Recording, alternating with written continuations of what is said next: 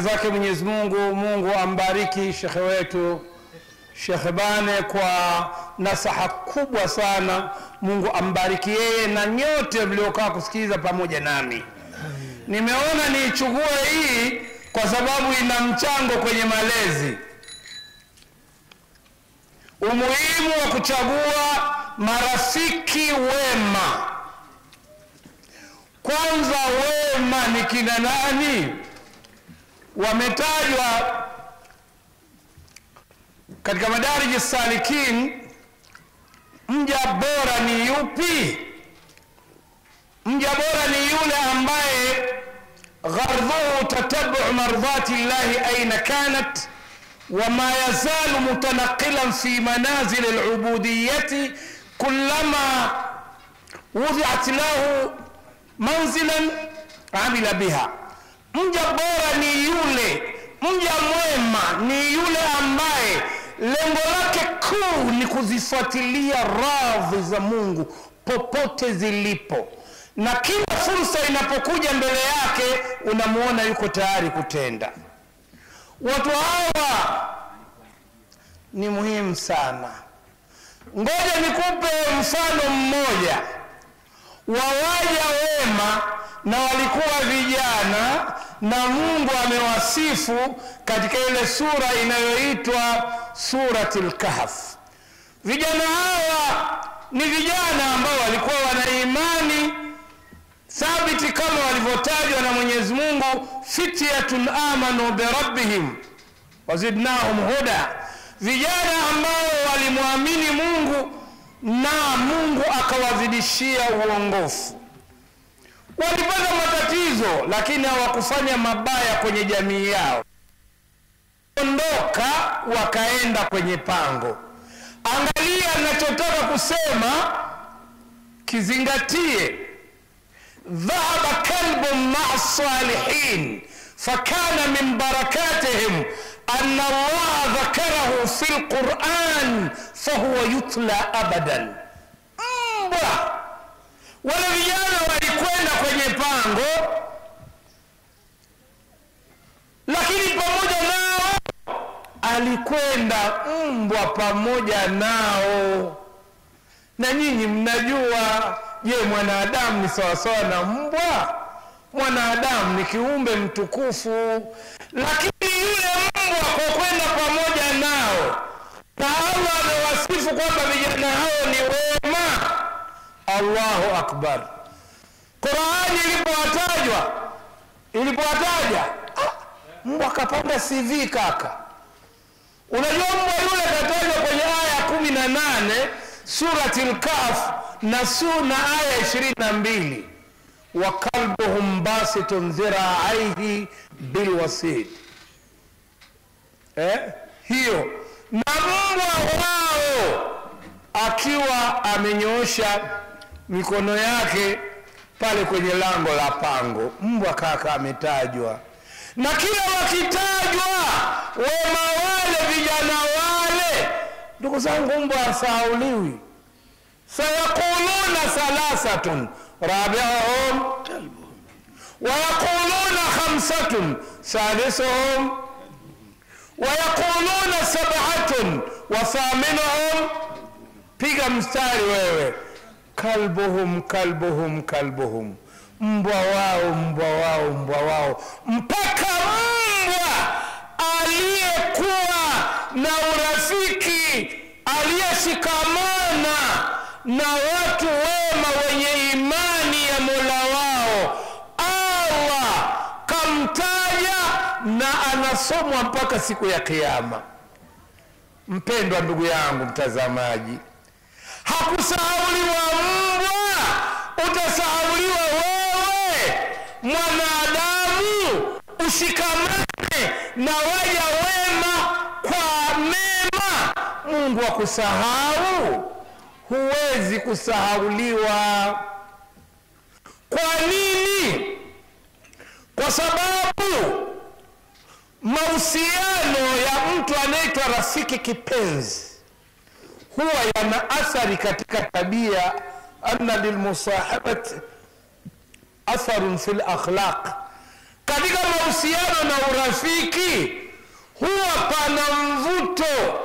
Aidha, kama umeshikamana na watu wabaya utapata mwenendo mbaya. Hapa napenda kusema neno fupi. Ndoa ngapi zimevurugika maskini, za wanawake walikuwa wanaishi vizuri na waume zao, waliposhikamana tu na wanawake ambao hawana mwenendo mbaya, hawana mwenendo mzuri, ikawa ni sababu ya kuvunjika ndoa zao. Wanafunzi wangapi mashallah walikuwa wazuri kwenye masomo, walipokwenda, nimeona niliseme hili mashallah, manake hii athari ya urafiki ni kitu kinachojenga na kinachobomoa. Yule atakayeshikamana na marafiki wema, basi yeye huyo atafaidika.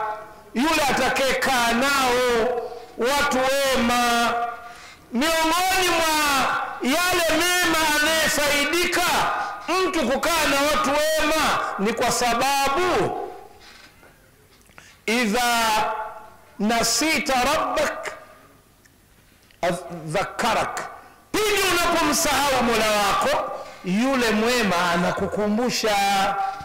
Na kama umetenda wema, mashallah, anakupa nini? Hongera na moyo, unazidi moyo wa kutenda heri. Na kama umetenda baya, anakukumbusha, unarejea kwa Mola wako. Ndugu zangu, mpaka hivi vikao hivi, watazamaji mnetazama, kesho pana mahafali, njooni. Mimi mwenzetu nimetoka hapo Dar es Salaam kuja. Ndugu zangu, sikuja kama nakuja kuzungumza, nimekuja kuwasikiliza mashekhe. Naangalia tumepata faida. Ndugu zangu, Bwana Mtume Muhammad sallallahu alaihi wasallam anasema almaru ala dini khalilihi falyanzur ahadukum man yukhaliluhu. Mtu yeyote huwa anavutika na mwenendo wa rafiki yake kipenzi. Sasa fanya tathmini tu, wewe marafiki zako ni marafiki wa namna gani? Falyanzur ahadukum man yukhaliluhu. Kila mmoja wenu afanye utafiti wa kina kabla ya kumchagua mtu awe ni rafiki yake kipenzi. Kwa nini? Yuqasu almar'u bilmar'i hina ma shahu. Mtu huwa anachukuliwa msimamo wake kutokana na aina ya wale watu anayetembea nao katika urafiki. Ngoja nikupe mfano. Kijana au mama au ndugu yangu, unajua saa nyingine unaweza kukosa hata kazi. Wewe ni mtu mzuri sana, imepatikana labda kwenye petrol station au kwenye sehemu, yani mtu anatakiwa kuwa muhasibu, na wewe una cheti kabisa cha CPA, ila bosi anataka kujihakikishia kwamba je, huyu mtu ni mwadilifu. Saa nyingine kaka wakienda kukutazama wanakuta ule wanahitaji vijana mchizi wako, sijui yule rafiki yako, yeye ni tapeli. Sasa kila watu wale mabosi wanataka kukuajiri wanasema, hebu tupeni taarifa za huyu. Wasikukwani tukimwangalia huyu kijana anaonekana mzuri, ila tunapata doubt kidogo, tunapata hofu kidogo. Yule kijana ambaye ni mwizi ule ndo rafiki yake. Sasa hatujui kwamba je, na yeye huyu ana wizi wa kuficha. Angalia, watu wamepata shaka na wewe kutokana na aina ya rafiki yako. Ndugu zangu wapenzi, lakini hata vikao, na napenda kusema neno moja hili jambo,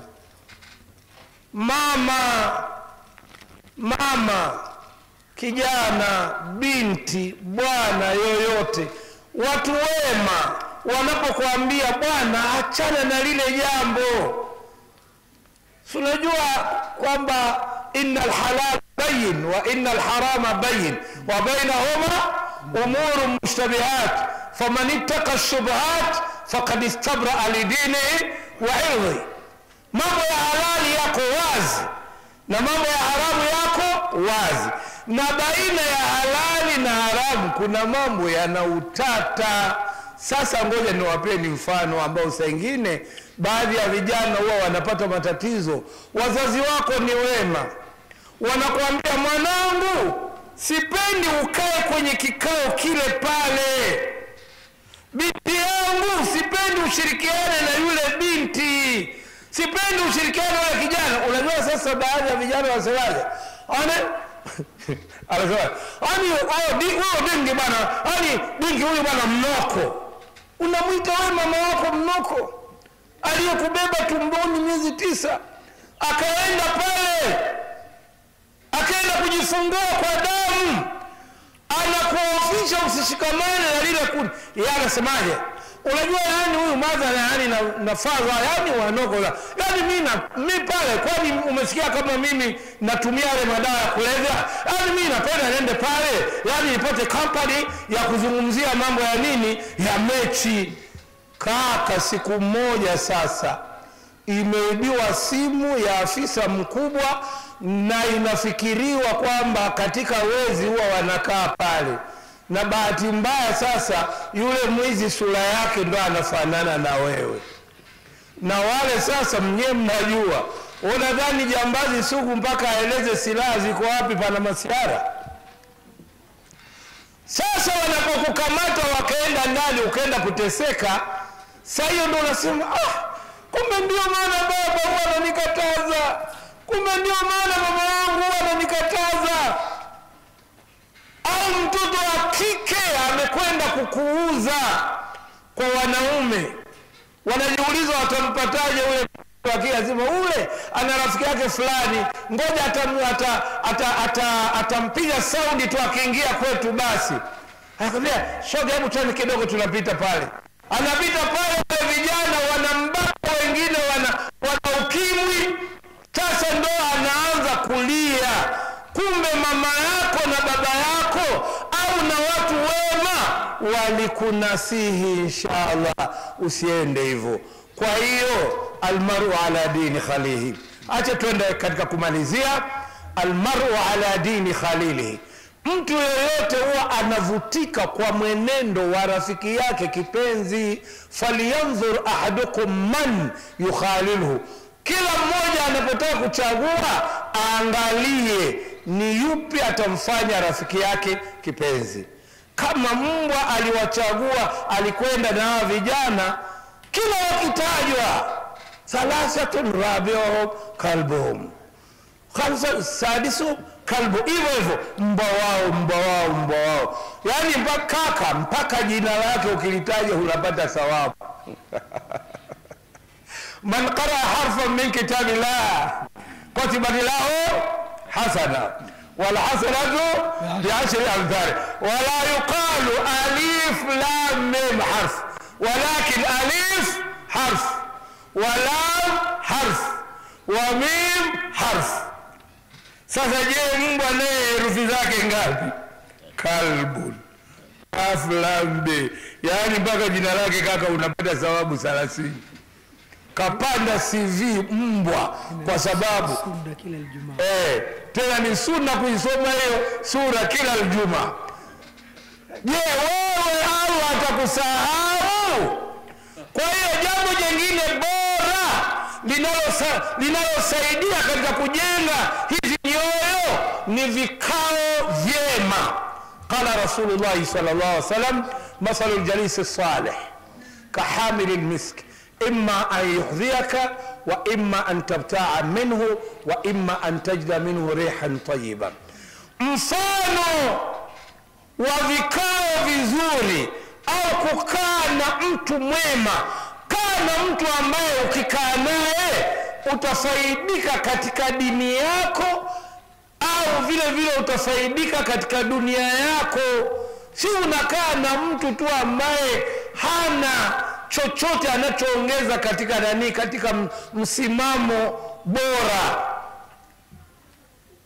Bwana Mtume ametoa mfano wa kukaa kwenye kikao kizuri ambacho kina kujenga kimoyo, kama alivyosema shekhe wetu. Anasema, anatoa mfano, ni sawa sawa kukaa karibu na mtu ambaye anauza perfume, anauza marashi, anauza mafuta ya uzuri. Anasema faida 3: imma antabtaa minhu, unaweza ukanunua, imma ayuhdhiaka, anaweza akakupa, umekosa yote, tajidu minhu rihan tayyiba, utapata harufu nzuri. Lakini ukikaa kwenye kikao kingine, amekimathilisha Bwana Mtume ni kukaa karibu na mtu ambaye ni mfano. Msije mkawachukia watu wanaopuliza vyuma, ni mfano, umeelewa? Ukikaa karibu na sehemu wanapulizia watu chuma, aidha unaweza kupata harufu mbaya, au sengine inaweza kuruka kitu kikachoma nguo yako, na hivyo ndivyo wanavyoathirika watu kukaa karibu na watu waovu. Kwa hivyo ndugu zangu, mimi na saa yangu ni hiyo, na hata Mungu akipenda kule Kenya tutakuwa na hadhara ya ijtimai ambayo itakuwa tarehe 19 mwezi wa 12, sehemu moja inaitwa Kongo, lakini sio Kongo ile ya DRC, ni Diani Beach. Kuna msikiti wa karne 10, tangu karne ya 14 msikiti ule upo, msikiti mkongwe kabisa na uko pwani.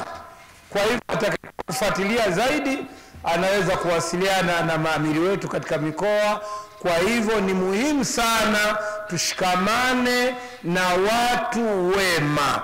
Tukishikamana na watu wema, Allah atatuweka katika fursa ya watu wema, kama vile alivyokumbukwa yule mbwa wa ashabil kahf, anasomwa mpaka siku ya kiyama. Wassalamu alaikum wa rahmatullahi wa barakatuh.